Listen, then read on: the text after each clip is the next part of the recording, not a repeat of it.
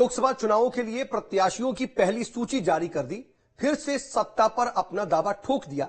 लेकिन मध्य प्रदेश में इस लिस्ट में टिकट वितरण को लेकर के कुछ नाराजगी का दौर भी देखने को मिलने लगा है।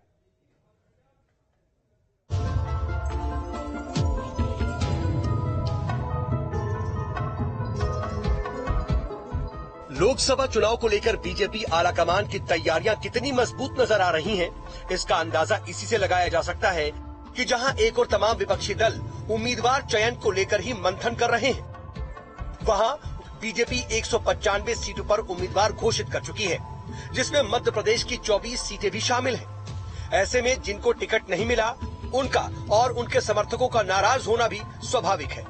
बीजेपी की पहली लिस्ट के बाद पार्टी में विश्लेषण का दौर जारी है और कार्यकर्ताओं की नाराजगी भी देखी जा रही है।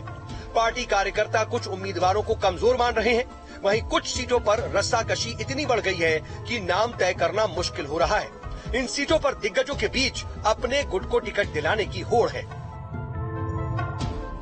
चुनाव के ऐलान से पहले बीजेपी ने टिकटों का ऐलान करके अपनी पूरी तैयारी का संदेश दे दिया है, लेकिन अंदर खाने ये खबर चल रही है कि इस बार कुछ लोकसभा उम्मीदवारों को लेकर आम सहमति नहीं ली गई है।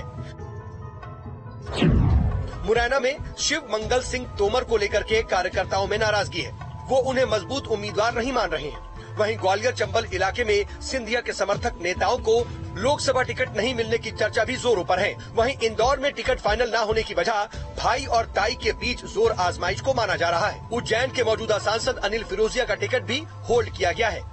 यहाँ किसी नए चेहरे को चुनाव में उतारने का दबाव है। इसके साथ साथ पार्टी ने विधानसभा चुनाव हारे फग्गन सिंह कुलस्ते और गणेश सिंह को लोकसभा उम्मीदवार बना दिया है, जबकि चुनाव हारने के बाद कार्यकर्ताओं को उम्मीद थी कि यहाँ नए चेहरों को मौका दिया जाएगा। भोपाल सीट से उम्मीदवार बनाए गए आलोक शर्मा भी विधानसभा चुनाव हार चुके हैं। यहाँ समर्थक प्रज्ञा सिंह ठाकुर की टिकट कटने से नाराज हैं।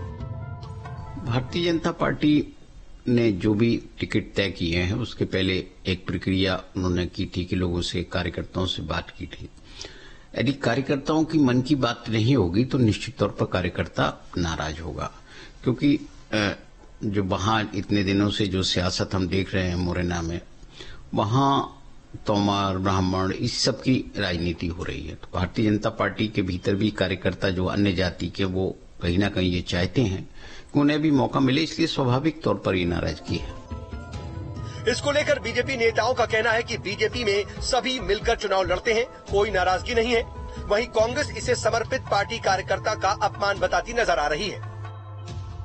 भारतीय जनता पार्टी में सब कमल के फूल के नीचे हैं, सब लोग कमल के फूल के साथ हैं। माननीय मोदी जी की शक्ति बढ़ाने के लिए सब कार्यकर्ता काम कर रहे हैं, और जो भारतीय जनता पार्टी का कार्यकर्ता है वो भारतीय जनता पार्टी का कार्यकर्ता है, किसी व्यक्ति का नहीं। केंद्रीय नेतृत्व ने, संसदीय बोर्ड ने सब चीजों को विचार करके कि कौन व्यक्ति चुनाव जीत सकता है और बेहतर परफॉर्मेंस दे सकता है, ऐसे कार्यकर्ता पर पार्टी ने विश्वास व्यक्त करते हुए उसको चुनाव के मैदान में भेजा। भारतीय जनता पार्टी नाराजगी से भरी पार्टी है, कार्यकर्ता इनका नाराज है हर तरफ, क्योंकि थोपे जा रहे हैं प्रत्याशी।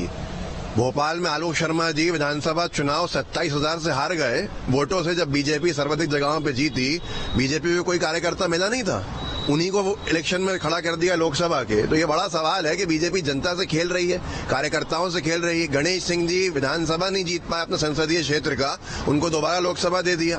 फग्गन सिंह कुलस्ते जी अपने संसदीय क्षेत्र में विधानसभा चुनाव नहीं जीत पाए, उनको फिर से लोकसभा दे दिया। तो इस पर विवाद नहीं खड़ा होगा तो क्या खड़ा होगा? चाहे बीजेपी कुछ भी कहे, लेकिन नाराजगी का दौर शुरू हो गया है। लेकिन फिलहाल इसे कमरा बंद बैठकों में ही जाहिर किया जा रहा है। इससे पहले कि ये विरोध कमरों के बाहर निकल करके बाहर आए, बीजेपी को कार्यकर्ताओं और नाराज नेताओं को मनाना होगा, ताकि चुनाव में कोई डैमेज ना हो। बीजेपी में टिकट को लेकर रस्साकशी और जोर आजमाइश के दौर तो पहले भी देखने को मिले हैं, लेकिन किसी लोकसभा इलेक्शन में यह पहली दफा है जब घोषित प्रत्याशी और खाली सीटों पर रस्साकशी के दौर हैं। इस बार दिग्गज भी पर्दे के पीछे से जोर आजमा रहे हैं और इसीलिए इस बार मामला कुछ टेढ़ा लगता है। वैसे तो बीजेपी अनुशासित पार्टी है और चुनाव के वक्त में सभी कार्यकर्ताओं नेताओं को साथ लिया जाता है। इस बार बीजेपी को अपनों की ही चुनौती का सामना करना पड़ रहा है।